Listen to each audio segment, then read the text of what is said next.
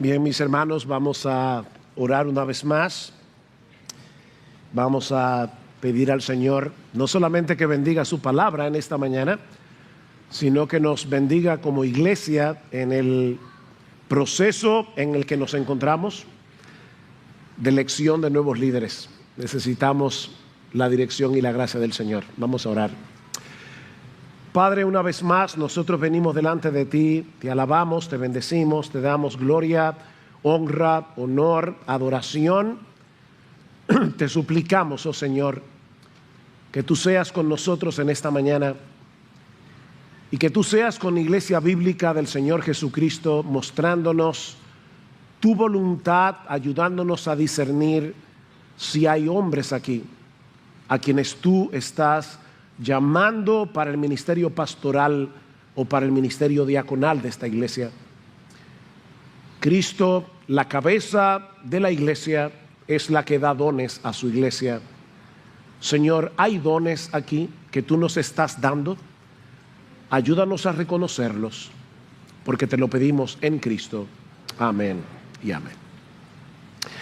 Bien, mis hermanos, como ya Eric anunció hace un momento, en el día de hoy nosotros vamos a iniciar un proceso como iglesia contemplando los principios de las Escrituras que nos ayuden a reconocer si en medio nuestro hay hombres a quienes Dios ha llamado, a quienes Dios ha dotado para ser pastores o diáconos de esta iglesia.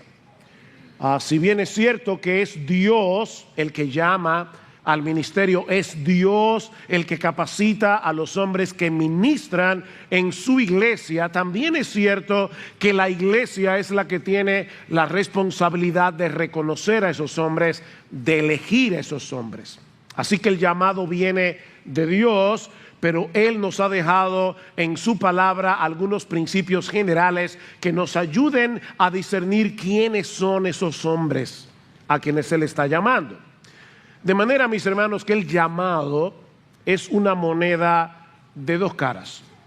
Por un lado, nosotros tenemos la soberanía de Dios, el papel que juega Dios, pero por el otro lado, nosotros tenemos el papel que juega la iglesia. Y mis hermanos, esto es tan importante, que el Dios Trino, el Padre, el Hijo y el Espíritu Santo se involucran conjuntamente para el llamado de esos hombres que Dios da. Por ejemplo, en Mateo capítulo 9, el Señor Jesucristo, hablando con sus discípulos, les dice: rueguen al Señor de la mies para que Él envíe obreros a su mies. Una pregunta muy sencilla, mis hermanos, en ese texto, ¿quién es el Señor de la mies? De las tres personas de la Trinidad, ¿quién es el Señor de la mies? Evidentemente tiene que ser el Padre, porque es Dios, el Hijo encarnado, el que está hablando allí, y le dice a los apóstoles: rueguen ustedes al Señor de la mies que envíe obreros a su mies. Sin embargo, en Hechos capítulo 20, versículo 28, hablando el apóstol Pablo a los ancianos o pastores de la iglesia en Éfeso, les dice: mirad por vosotros y por todo el rebaño en que el Espíritu Santo os ha puesto por obispos para pastorear, para apacentar la iglesia del Señor, la cual Él ganó con su propia sangre. Así que en Mateo capítulo 9, el Padre es el Señor de la mies que envía obreros a su mies. En Hechos capítulo 20, versículo 28, es el Espíritu Santo el que coloca pastores en la iglesia. Y en Efesios capítulo 4, y este es un texto que yo quiero que me acompañen en sus Biblias, vemos que es Cristo el que da esos dones a su iglesia. Efesios capítulo 4, y vamos a leer desde el versículo 8 o desde el versículo 7 para ver el contexto. Pablo dice que en la iglesia hay diversidad de miembros, diversidad de dones, pero a cada uno de nosotros se nos ha concedido la gracia conforme a la medida del don de Cristo. Por tanto dice: cuando ascendió a lo alto, Cristo, llevó cautiva una hueste de cautivos y dio dones a los hombres. El apóstol Pablo está citando allí el Salmo 68, 18. Donde nosotros vemos a Jehová teniendo una aplastante victoria sobre sus enemigos. Y ustedes saben que en aquellos días, cuando un pueblo vencía a otro, el capitán del ejército entraba en la ciudad en medio de una procesión triunfal, llevando consigo a todos los enemigos que habían sido tomados cautivos. Por eso Pablo dice, llevó cautiva la cautividad. Y entonces el capitán victorioso repartía el botín entre los suyos. Bueno, mis hermanos, esa es la figura que Pablo está usando aquí, aplicándola al Señor Jesucristo. Él es ese gran guerrero poderoso que en la cruz del Calvario tuvo una victoria aplastante sobre las huestes del mal. Él ascendió a los cielos, subió a lo alto, dice Pablo, no como un capitán derrotado, sino como un glorioso Salvador. Y por medio de su muerte compró una gloriosa salvación para un sinnúmero de almas que antes eran cautivas de Satanás, pero que ahora le pertenecen a él. Cristo llevó cautiva una multitud de cautivos y de ellos tomó un botín y lo repartió a los suyos. ¿Cuál era ese botín? Versículo 11. Y él dio, ¿quién es él ahí? Cristo. A algunos el ser apóstoles, a otros profetas, a otros evangelistas, a otros pastores y maestros. Obviamente, mis hermanos, en Efesios capítulo 2, versículo 20, nosotros sabemos que los apóstoles son los apóstoles que encontramos en el Nuevo Testamento. No hay apóstoles en el día de hoy. La iglesia de Cristo está fundada sobre un fundamento apostólico, porque la iglesia se construye sobre el fundamento de los apóstoles del Señor que nos dejaron el Nuevo Testamento. Pero Él también dio pastores y maestros. Ellos son parte de ese botín. Los enemigos de guerra que fueron tomados de Satanás y libertados fueron transformados en siervos voluntarios y gozosos del Mesías. Y ahora Pablo nos dice que Cristo de ese botín a su iglesia le dio dones. Mis hermanos, los pastores sí son hombres con defectos, no son perfectos. Pero Cristo ha dado a los pastores como un regalo a la iglesia. Ellos son un regalo del Cristo victorioso y ascendido, que continúa cuidando a su iglesia, enseñando a su iglesia, pastoreando a su iglesia a través de hombres comunes y corrientes que Él ha apartado para esa labor. Y lo mismo podemos decir de los diáconos. De manera, mis hermanos, que aunque usamos la palabra elección para el proceso en que nos encontramos como iglesia, estrictamente hablando se trata de un reconocimiento.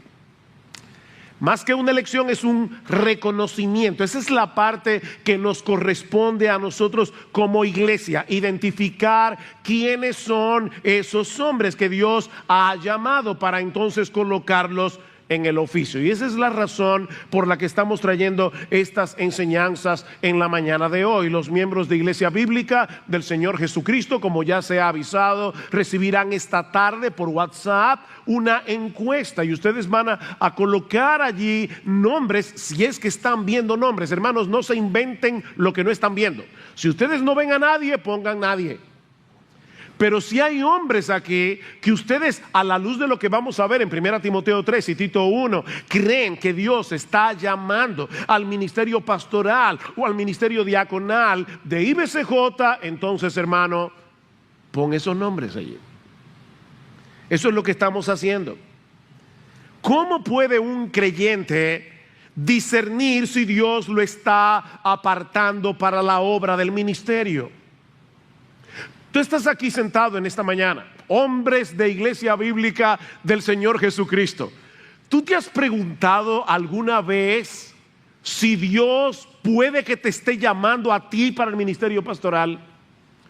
¿O puede que te esté llamando para el ministerio diaconal? ¿Cómo un creyente puede discernir eso? ¿O cómo puede una iglesia identificar a esos hombres? Miren, hermanos, los que asisten a Iglesia Bíblica regularmente saben que no somos muy dados a dar testimonios personales, pero déjenme compartir con ustedes un testimonio muy personal.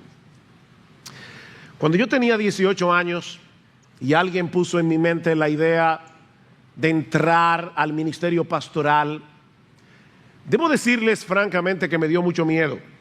Y el miedo era: ¿qué pasa si yo dejo mi carrera? En ese momento yo estaba estudiando arquitectura. ¿Qué pasaría si yo dejo mi profesión, entro al ministerio pastoral y después resulta que Dios no me llamó?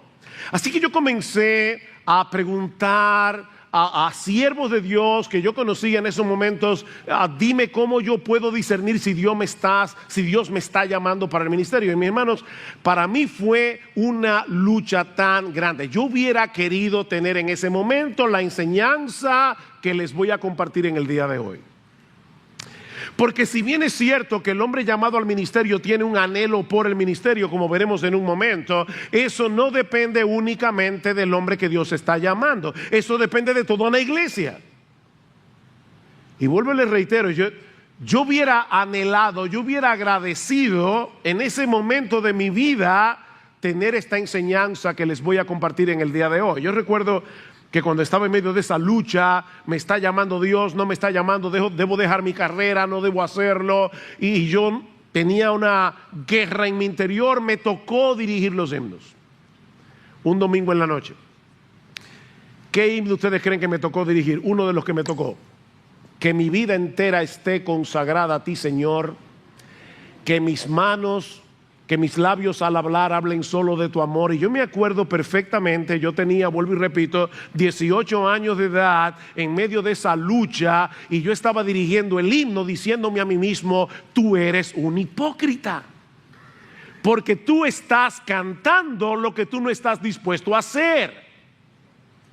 Y yo recuerdo que tan pronto terminé de cantar ese himno, me fui a un rinconcito, a una habitación que había en la iglesia cuando estábamos en la Rodrigo Urdaneta, en Gascue, y comencé a llorar como un bebé. Y el Señor usó todas esas cosas para que yo dejara mi carrera y me dedicara al ministerio. Y déjeme decirle, hace 41 años de eso, más de 41 años, no me arrepiento de un solo día de haber tomado esa decisión. Así que mi hermano, varón, masculino, hombre que estás aquí, tú debes preguntarte en esta mañana: ¿acaso me estará llamando Dios? Pero yo quiero decirte que ese llamado no depende únicamente de ti. Hay al menos 3 principios que nosotros podemos derivar de estos pasajes que Eric leyó hace un rato, y que pueden ayudarnos a discernir como iglesia y a discernir como individuos el llamado de Dios. Y lo primero es que el hombre llamado al ministerio debe poseer un profundo y desinteresado anhelo por cuidar el rebaño de Jesucristo. El hombre llamado al ministerio debe poseer un profundo y desinteresado anhelo por cuidar el rebaño de Jesucristo. Vean otra vez 1 Timoteo capítulo 3. 1 Timoteo capítulo 3, ¿qué dice Pablo en el versículo 1?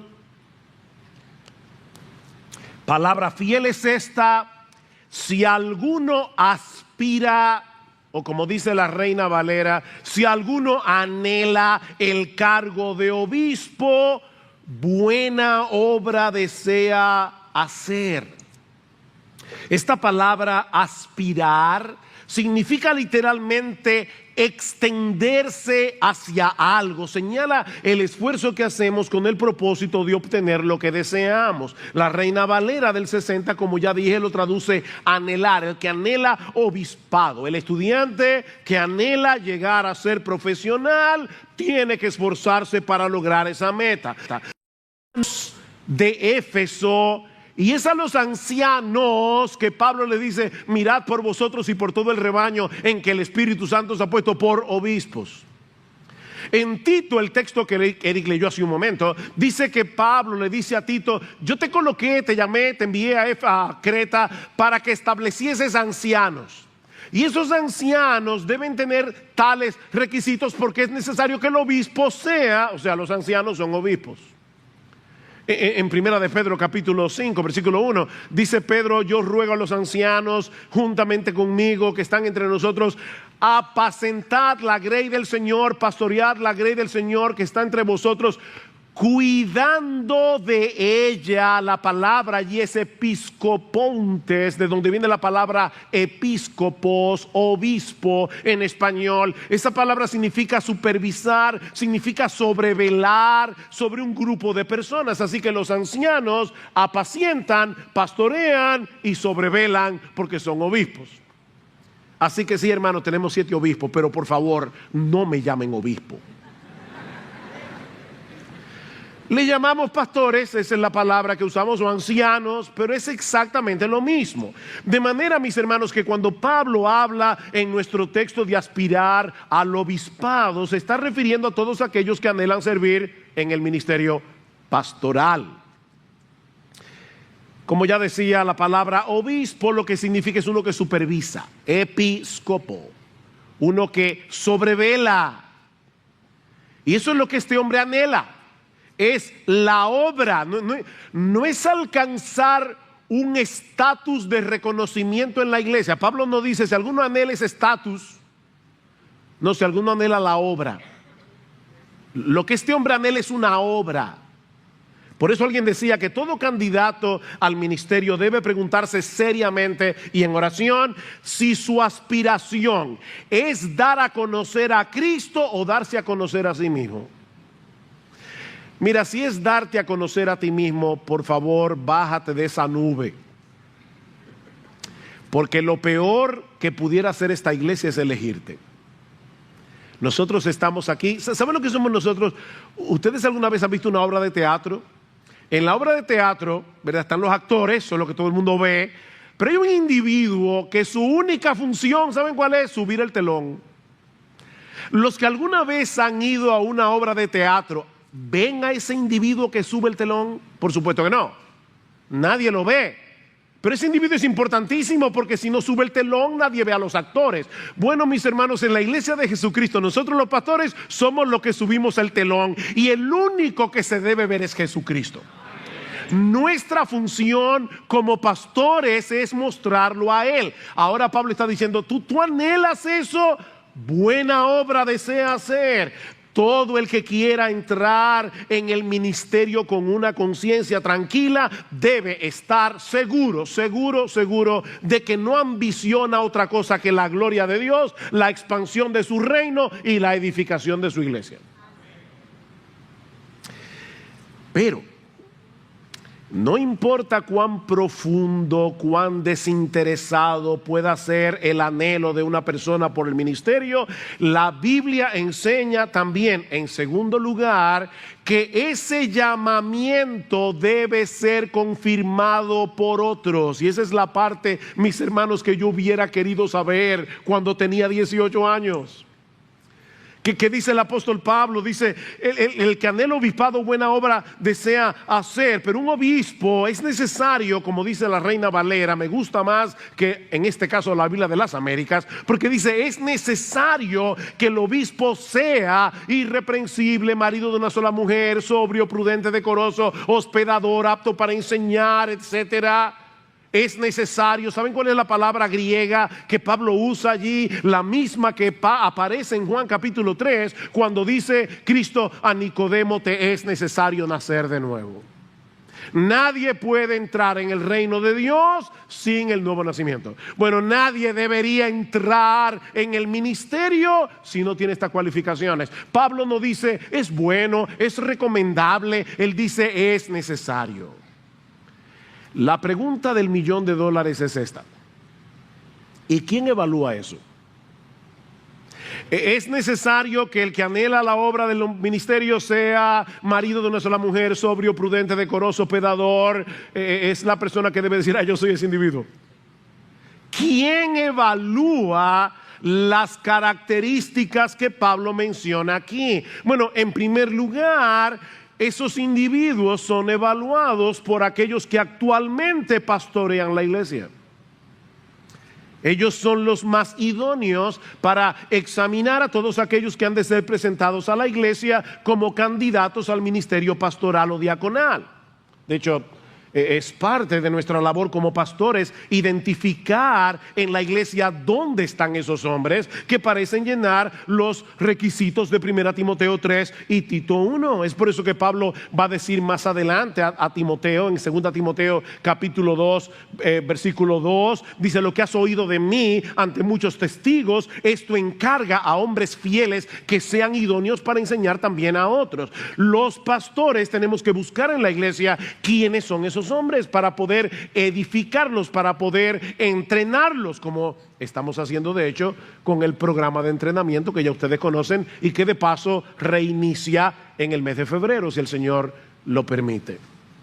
Busca, Timoteo, hombres fieles que sean idóneos para enseñar también a otros. Y más adelante Pablo le dice en 1 Timoteo 5:22, no impongas con ligereza las manos a ninguno. Así que es nuestra responsabilidad velar porque no entren al ministerio los que no deberían entrar. Hay una labor que nosotros como pastores debemos hacer delante de la iglesia. Así que cuando vemos en la iglesia a un posible candidato al ministerio, o la iglesia señala a un hombre, o ese hombre se nos acerca y nos dice: yo anhelo el ministerio, nosotros tenemos que ver si ese anhelo es desinteresado, si es un anhelo correcto, genuino, y entonces comenzamos una labor de evaluación de la vida de esa persona. Para aquellos que son nuevos en iglesia bíblica, ¿qué hacemos nosotros? Bueno, hablamos con la esposa, tomamos 1 Timoteo 3 y Tito 1 y vamos con cada una de esas cualificaciones que están allí. Si tiene hijos adultos, le preguntamos a los hijos: ¿tú crees que tu papá llena ese zapato? Le preguntamos a los amigos más cercanos de ese hermano en la iglesia.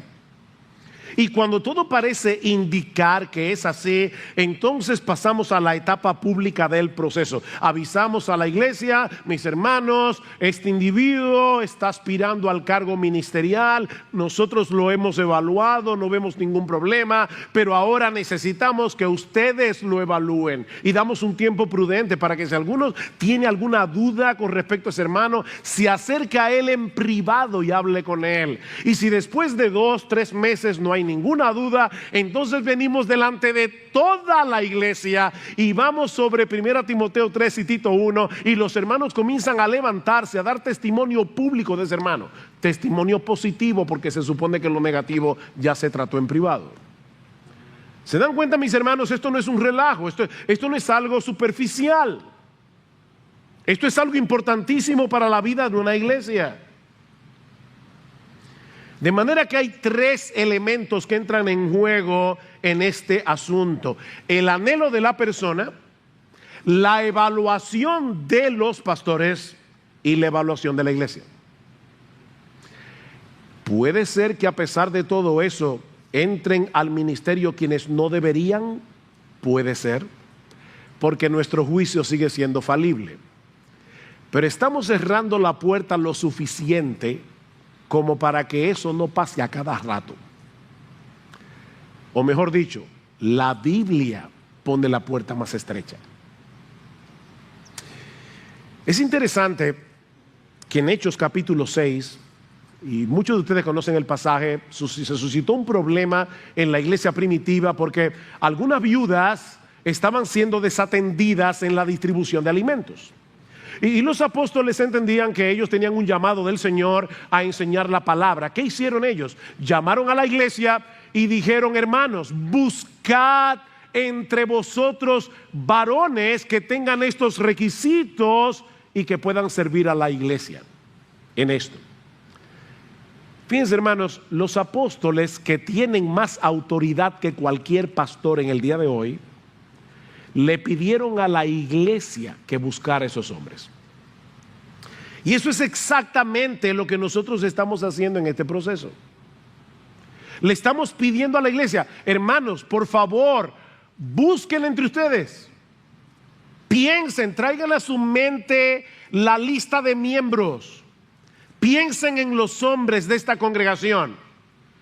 Busquen hombres que cumplan estos requisitos para que los elijamos como pastores o para que los reconozcamos como pastores. Ahora, no deja de ser interesante que en Hechos capítulo 6 dice, busquen ustedes esos hombres. En 1 Timoteo 3 dice, el hombre que anhela obispado. Por fin, ¿cómo nosotros sabemos quiénes son esos hombres? ¿Los busca la iglesia o ellos mismos dicen yo lo anhelo? ¿Cuál es la respuesta? Sí, las dos cosas. O mejor dicho, las tres cosas. La iglesia propone, puede ser que un individuo diga yo anhelo, y puede ser que los pastores estemos viendo a un hombre y nos acerquemos a él y le preguntamos, ¿tú anhelas? Las tres cosas. Ahora, por supuesto, hermano, para que no te sientas decepcionado, si tú te acercas a nosotros y nos dices yo anhelo al ministerio, y nosotros que te conocemos bien te decimos, mi hermano, de verdad, mira, nosotros no creemos que tú estás siendo llamado a la obra del ministerio, no digas, me están impidiendo servir al Señor. Yo me acuerdo, Howard Hendricks era un siervo del Señor, murió hace unos años y era un hombre genial, me habría encantado tenerlo de profesor. Y Howard Hendricks estaba pastoreando en una iglesia y había un muchacho que se le acercaba continuamente y le decía, yo creo que Dios me está llamando a enseñar la palabra, que Dios me está llamando a predicar. Y Howard Hendricks le decía, fulano, de verdad yo te conozco bien, yo no creo que tú tienes ese don. Finalmente un día desesperado le dijo, mira, déjame decirte una cosa, yo no sé si tú tienes el don de predicar, pero yo no tengo el don de oírte. Y ya había que decirle algo. Hermano, el hecho de que tú anheles el ministerio pastoral no quiere decir necesariamente que Dios te está llamando. Y precisamente por eso es que se requiere la evaluación de la iglesia y la evaluación de los pastores. Así que no hay un solo método para saber quiénes son los hombres que Dios está llamando. El punto es que deben converger estas tres cosas para que podamos discernir la voluntad de Dios. ¿Y qué es lo que debemos tomar en cuenta a la hora de evaluar a estos hombres? Bueno, eso nos lleva al tercer principio general. Ya dijimos, el hombre que es llamado al ministerio lo anhela profunda y desinteresadamente. El hombre llamado al ministerio debe ser evaluado por otros. Pero en tercer lugar, 1 Timoteo 3 y Tito 1 nos enseñan que el llamado al ministerio se evidenciará primariamente, aunque no únicamente, por el carácter de ese individuo, no por sus dones. Noten que yo no estoy diciendo que los dones no sean importantes. Lo que estoy diciendo es que según 1 Timoteo 3 y Tito 1, lo más importante es el carácter de ese hombre. De todas las calificaciones que Pablo menciona aquí, solo una, apto para enseñar, tiene que ver con los dones. Todo lo demás tiene que ver con el carácter.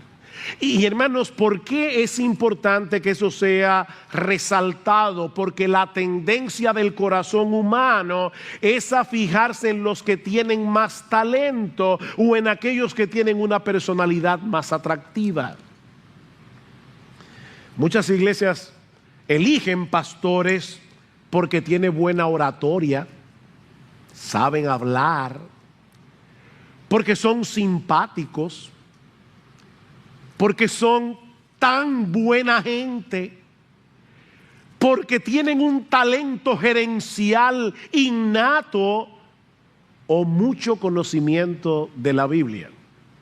Y no hay nada de malo en ser simpático, no hay nada de malo en tener talento gerencial. Es buenísimo que una persona tenga mucho conocimiento de las Escrituras, pero mis hermanos, eso no es lo que identifica a un hombre que está siendo llamado al ministerio. Vean otra vez 1 Timoteo 3. Palabra fiel es esta: si alguno aspira al cargo de obispo, buena obra desea hacer. Un obispo debe ser, pues, irreprochable o irreprensible. Ahora, cuidado, mis hermanos, porque ese término no significa sin pecado, porque de ser así, obviamente nadie podría ser pastor. Decía R.C. Sproul que la iglesia es la única institución del mundo que requiere que sus miembros sean pecadores. Usted va a un country club y no le preguntan, ¿usted es pecador? Pero en la iglesia, si tú no crees que tú eres pecador, tú no deberías ser miembro de la iglesia. Porque antes de ser cristiano, tú tienes que saber que vas camino al infierno. Así que la iglesia, mis hermanos, es la única institución del mundo que requiere que sus miembros sean pecadores, incluyendo a los pastores. Así lo que Pablo está diciendo aquí es que la persona elegida para el ministerio pastoral debe ser un hombre que no pueda ser verazmente acusado de nada que lo haga ser indigno de ser un embajador de Jesucristo. Eso significa irreprochable. Y ahora Pablo nos provee 5 categorías en las que esa irreprensibilidad debe ser evaluada, comenzando por la casa, por el hogar. ¿Han oído ustedes ese refrán de luz de la calle y oscuridad en la casa? Bueno, el pastor debe ser luz en los dos sitios. En los dos sitios. Lo primero que Pablo dice aquí es que este hombre debe ser marido de una sola mujer. Debe ser un hombre de probada fidelidad conyugal. Y por otro lado, en los versículos 4 y 5, dice que debe haber dado muestras de tener sabiduría para gobernar a sus hijos. En Tito 1:6, Pablo dice: el que fuere irreprensible, marido de una sola mujer, y tengan hijos creyentes que no estén acusados de disolución ni de rebeldía. Esta palabra, que se traduce como creyentes, también puede ser traducida como dignos de confianza, o como lo traducen otras versiones, que tenga hijos obedientes mientras vivan bajo su techo. Obviamente, si ya son adultos y no viven en su casa, eso es otra cosa. Lo que Pablo está enfatizando en esta calificación es que los hombres que sean considerados para el ministerio pastoral deben ser hombres que solo tengan ojos para su esposa, lo primero. Y segundo, hombres que muestren competencia en el gobierno de su hogar, independientemente de si los hijos son cristianos o no. Mis hermanos, la Biblia enseña claramente que Dios es soberano en la salvación de los pecadores. Ningún pastor tiene el poder de convertir a sus hijos. Eso depende del Señor. Por más competente que un padre sea en la crianza de sus hijos, esa competencia nunca asegura que sus hijos serán salvos. De hecho, si lo que se espera de un pastor es que todos sus hijos sean creyentes, eso va a plantearnos un serio problema. Vamos a suponer que aquí hay un hermano que cumple con los requisitos de 1 Timoteo 3 y Tito 1 y tiene un niño de 1 año de edad. ¿Ese niño debe ser creyente? El pastor, claro que no. Ok. ¿Y si llega a los 6 y todavía es inconverso? Bueno, no, tal vez no. ¿Y si llega a los 12? ¿Y a los 15? Mis hermanos, ¿a qué edad ya no puede ser inconverso el hijo de un pastor? No importa dónde pongamos la línea, esa línea va a ser arbitraria. Así que no es de eso que Pablo está hablando aquí. El punto focal de esta cualificación es la competencia del pastor para gobernar y dirigir a los que están bajo su cuidado. ¿Saben por qué? Porque él tendrá que gobernar a la iglesia. Y el que no puede gobernar un rebañito de una esposa y 3 muchachos, tampoco va a poder gobernar a toda una iglesia. El pastor debe ser un hombre que, si está casado, y es lo ideal, no es obligatorio que sea casado, se puede elegir a un pastor soltero. Pero hermanos, Pablo está diciendo aquí, si ese hombre está casado, debe gobernar bien su casa. Debe ser un hombre de una sola mujer. Obviamente, la respuesta de los hijos a la crianza de este hombre será un indicativo que nos ayudará a evaluar si el individuo es competente o no en el gobierno de su casa. Pero siempre debemos tener en cuenta que un buen gobierno no siempre garantiza sumisión y contentamiento de parte de los gobernados. Mis hermanos, ¿quién es el mejor padre que existe? Dios. Dios es un Dios perfecto. Dios es un padre perfecto. ¿Y saben qué? Dios tiene hijos rebeldes. Dice en Isaías capítulo 1 versículo 2: oíd cielos y escucha tu tierra, porque habla Jehová. Crié hijos, los engrandecí y ellos se rebelaron contra mí. Dios es un padre perfecto y él tiene hijos rebeldes. En Isaías capítulo 5 dice Dios: ¿qué pude haber hecho yo por mi viña que yo no habrá hecho?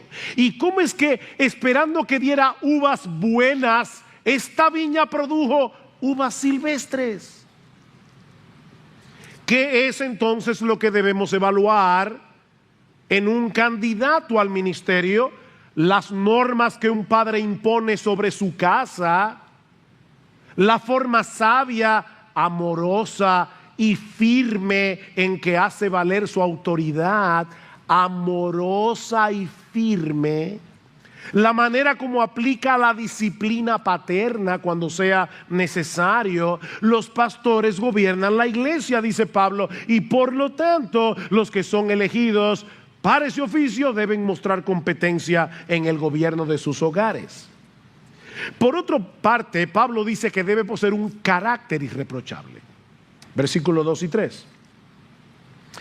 Un obispo debe ser pues irreprochable, marido de una sola mujer, sobrio, prudente, de conducta decorosa, hospitalario, apto para enseñar, no dado a la bebida, no pendenciero, sino amable, no contencioso, no avaricioso. Pablo señala aquí algunas virtudes que deben estar presentes, algunos vicios que deben estar ausentes en el hombre llamado al ministerio. Y por supuesto, hermanos, solo voy a citar algunos porque es una lista bastante larga.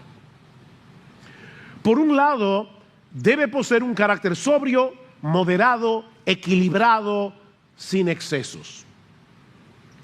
Se trata de una persona que siempre está en sus cabales, o la mayoría de las veces.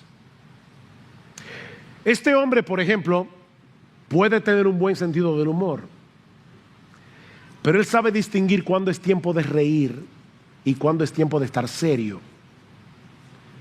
Decía el pastor Albert Martin que no se puede ser profeta y payaso al mismo tiempo. Y hay hombres que son unos payasos, ellos no saben cuándo parar.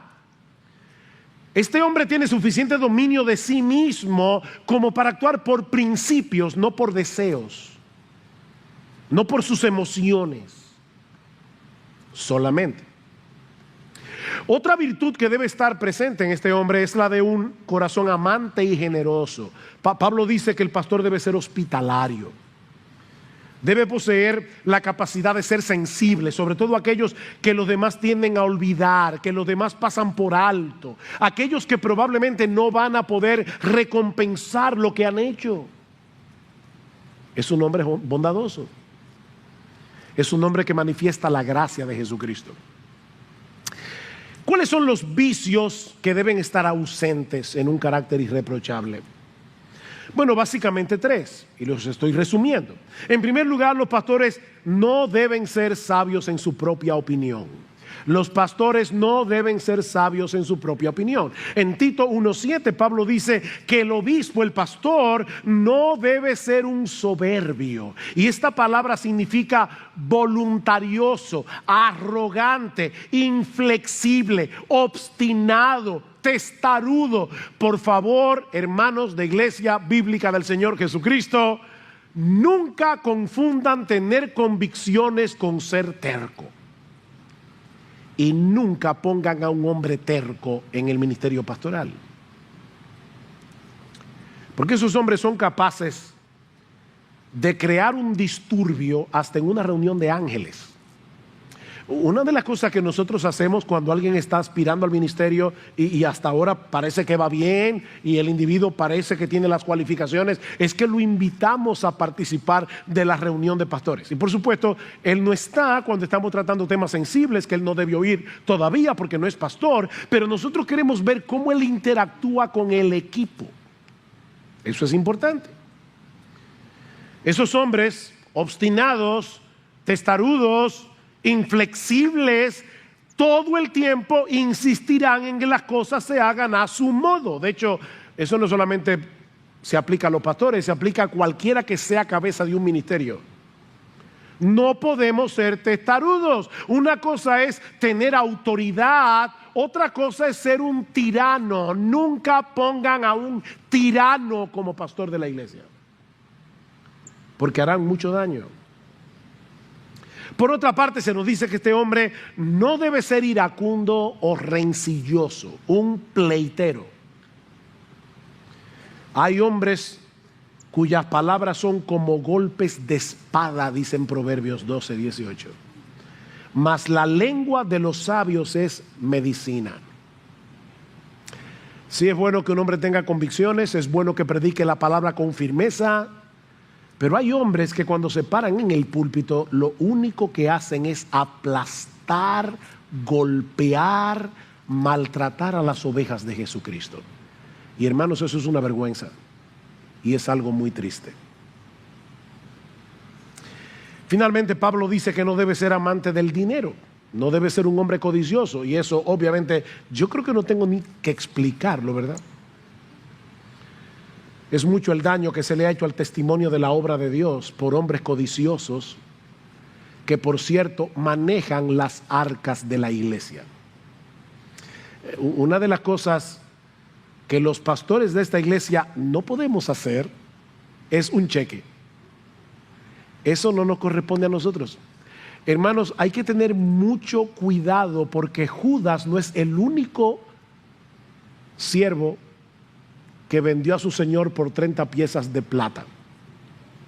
No codicioso de ganancias deshonestas, no amante del dinero. He ahí entonces, hermanos, las virtudes que deben estar presentes, los vicios que deben estar ausentes de un carácter irreprochable. Pero los pastores, los diáconos, no solo deben mostrar competencia en el gobierno de su casa, un carácter irreprochable, sino que en el caso particular de los pastores, también se nos dice en el versículo 2 que debe ser apto para enseñar. Apto para enseñar. En Tito 1:9 dice que debe tener la capacidad de exhortar con sana enseñanza y aún hasta convencer a los que contradicen. Alguien ha dicho, el pastor debe tener la habilidad de presentar la verdad en una forma clara, lo suficiente como para que las personas puedan entender lo que está diciendo. Debe poseer en alguna medida la habilidad de comunicar, en alguna medida. Eso no quiere decir que todos los pastores deben ser excelentes predicadores. Pablo no dice eso. No todos los hombres llamados al ministerio tienen el mismo grado del don de predicar o de enseñar. Algunos excederán en su capacidad de proclamar la palabra de Dios. Por eso es que algunos pastores se van a dedicar más de lleno a la predicación de la palabra. ¿Qué dice Pablo en 1 Timoteo capítulo 5 versículo 17? Los ancianos o los pastores que gobiernan bien sean tenidos por dignos de doble honor. Mayormente los que trabajan en predicar y enseñar. Ven, dentro del grupo de pastores hay algunos que se dedican mayormente a predicar y a enseñar. No todos los pastores predican la misma cantidad de veces en la iglesia. Eso depende del don. Pero eso no elimina el hecho de que todo hombre que sea llamado al pastorado debe ser apto para comunicar las verdades bíblicas en una forma efectiva. Pero mis hermanos, escuchen esto con atención, algunos pastores van a ser más efectivos en el púlpito, otros van a ser más efectivos en una clase de escuela dominical. Hay otros que no van a ser tan efectivos ni en el púlpito ni en una clase de escuela dominical, pero van a ser efectivos uno a uno, enseñando la palabra, aconsejando a otros. Es que sea apto para enseñar. Ahora, este es algo tan fundamental en el ministerio pastoral, porque nosotros somos los que alimentamos las ovejas con la palabra de Dios. Por otra parte, Pablo nos dice también que debe ser un hombre maduro en su fe, versículo 6, no un recién convertido, no sea que se envanezca y caiga en la condenación en que cayó el diablo. Literalmente, no debe ser un árbol recién plantado, es lo que dice el texto. Debe ser un hombre que posea cierto grado de madurez espiritual. ¿Cuántos años de convertido debe tener un hombre para ser pastor? Lo que se está evaluando aquí es la madurez de ese hombre, porque de no ser un hombre maduro podría resultar desastroso para la iglesia y para él mismo, porque siendo un nuevo creyente podría llegar a envanecerse y caer en la condenación del diablo, dice Pablo. ¿Qué fue lo que le pasó al diablo? Se llenó de orgullo y fue condenado. Por supuesto, otra vez, no podemos esperar el mismo grado de madurez y experiencia en un individuo que acaba de entrar al ministerio, comparándolo con uno que lleva años ejerciendo el oficio. Cuidado, hermanos, porque en la providencia del Señor, casi todos los pastores de esta iglesia, casi todos, tenemos muchos años pastoreando. Entonces, no sean injustos. Tenemos que darle chance para crecer, como a nosotros también se nos dio chance para crecer. Pero debe ser un hombre maduro, debe manifestar madurez espiritual. Por último, Pablo menciona también que debe tener buena reputación en el mundo. Versículo 7. Debe gozar también de una buena reputación entre los de afuera de la iglesia, para que no caiga en descrédito y en el lazo del diablo. El hombre que sea elegido para el ministerio debe tener un testimonio irreprensible entre los inconversos que tienen contacto con él, ya sea laboral, familiar, social. Debe ser un hombre de buen testimonio. Ahora, hermano, nosotros sabemos que contra los cristianos muchas veces se levantan acusaciones injustas. De ahí la exhortación de Pablo en primera de Timoteo 5:19: no permitas acusación contra un anciano a menos que haya 2 o 3 testigos. Pero el pastor y el diácono deben ser reconocidos por aquellos que le conocen, como dice Hendrickson, como un hombre de carácter, un hombre contra el cual no es posible levantar ningún cargo justo de infamia moral. Mis hermanos, ¿qué hemos visto en esta mañana? Que los pastores son llamados y cualificados por Dios para cuidar la iglesia en su nombre, pero que es la iglesia la que está encargada de reconocer a esos hombres que Dios está llamando. ¿Y cómo puede una iglesia reconocer a estos hombres? Tomando en cuenta 3 cosas. Si la persona anhela profunda y desinteresadamente cuidar la iglesia.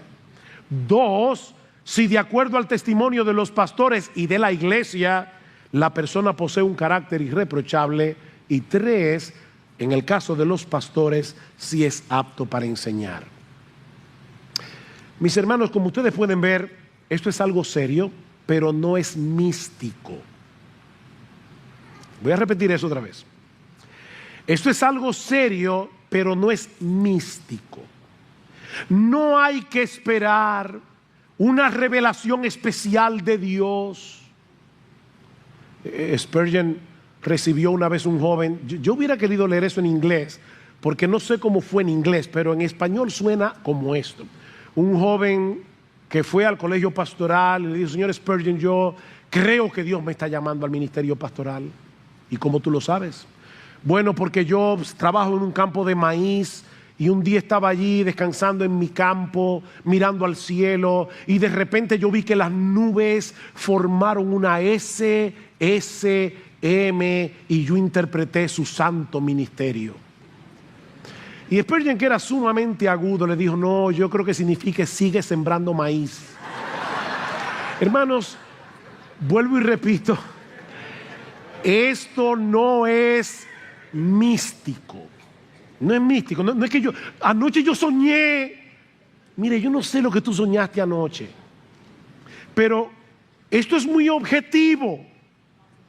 Pablo está diciendo que si alguno tiene ese anhelo y los pastores y la iglesia ven en este hombre el carácter, y en el caso del pastor que es apto para enseñar, entonces Dios lo está llamando.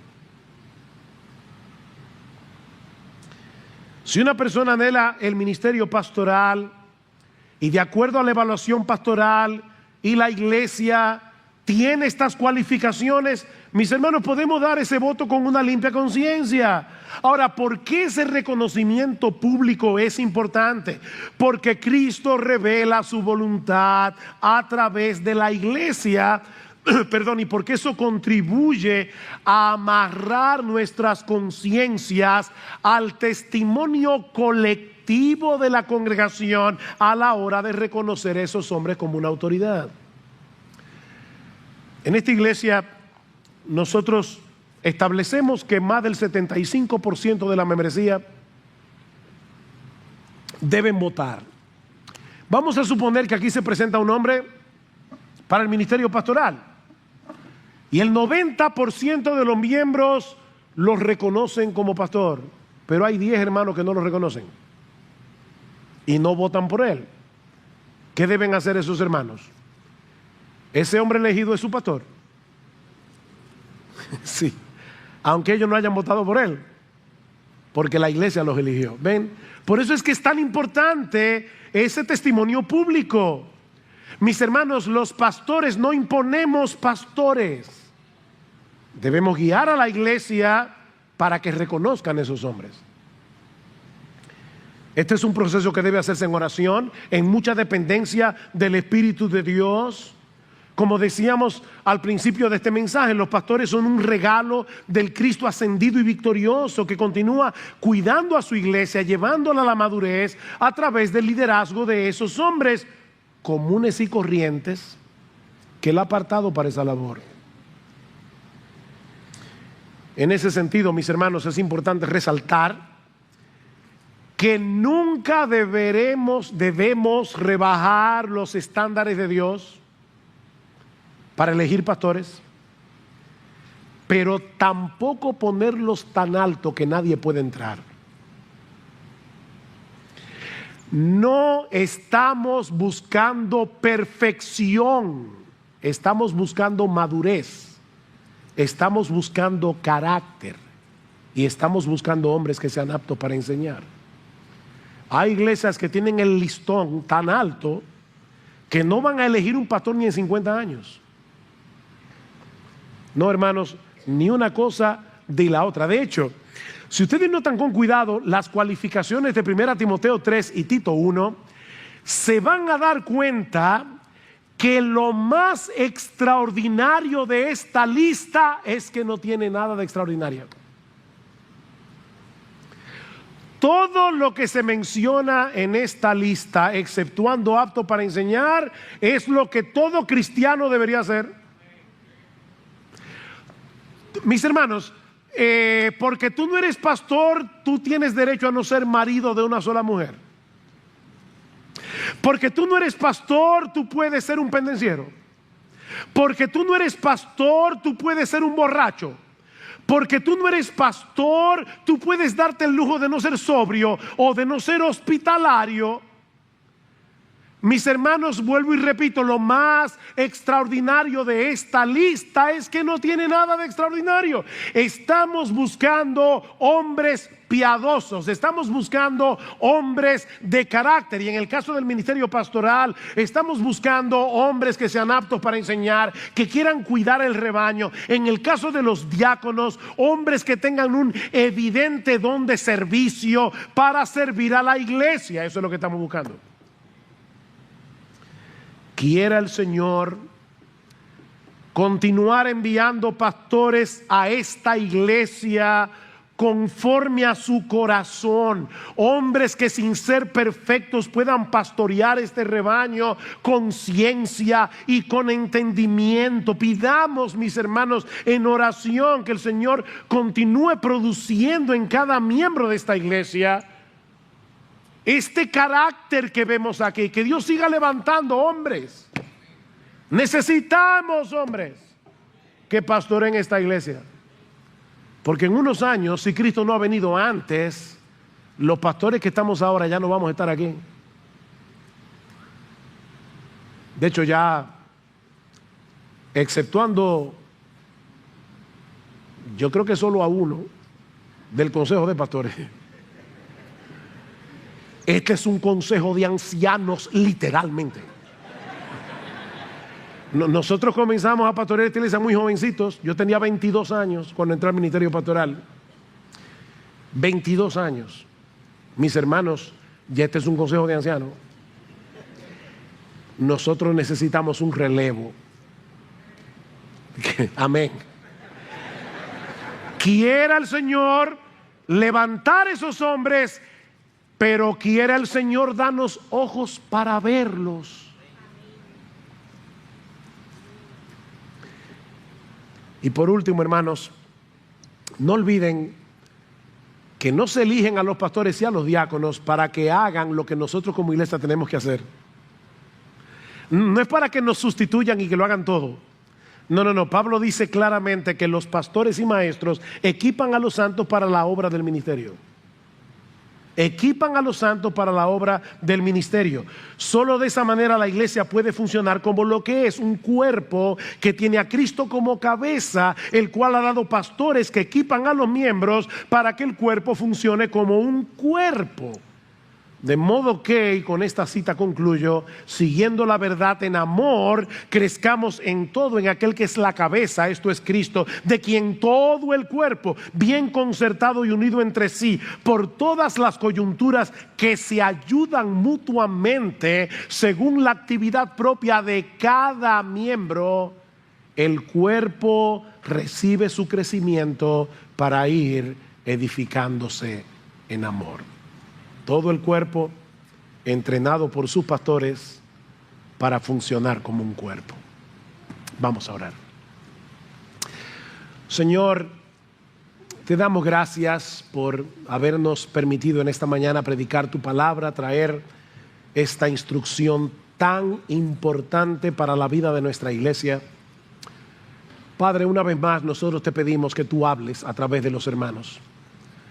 Hay hombres aquí, Señor, a quienes tú estás llamando al ministerio pastoral. Hay hombres aquí a quienes tú estás llamando al ministerio diaconal. Te rogamos, Padre, que tú los muestres a través de la voluntad de los hermanos. Ayúdanos a discernir juntos, oh Señor, quiénes son esos dones. Pero gracias, Padre, porque por encima de los hombres que nos pastorean, los cristianos tenemos como pastor principal al buen pastor de las ovejas, que dio su vida por nosotros. Y por eso terminamos orando que si hay alguno aquí que no tiene a Cristo como su pastor, que tú tengas misericordia de él o de ella, y en esta mañana lo traigas a Cristo en arrepentimiento y fe, porque te lo pedimos en su nombre. Amén.